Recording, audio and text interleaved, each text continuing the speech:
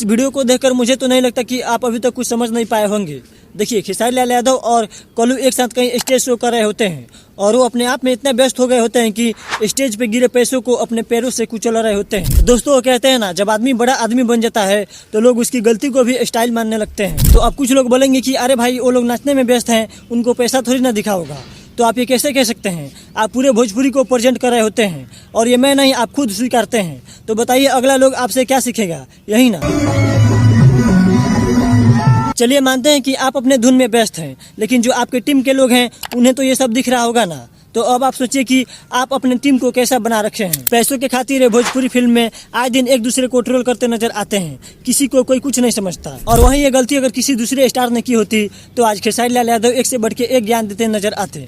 लेकिन अपनी गलतियों को कौन ही देखता है, जबकि खेसारी लाल यादव को इस बारे में बोलना चाहिए था। देखिए, पैसों को हमारे यहाँ लक्ष्मी माना जाता है और लक्ष्मी का इस प्रकार अनादर करना कहाँ से सही है। इस वीडियो के बारे में आपका क्या विचार है? जो भी हो कमेंट बॉक्स में बताना। मिलते हैं अगले वीडियो के साथ। वीडियो देखने के लिए बहुत बहुत धन्यवाद।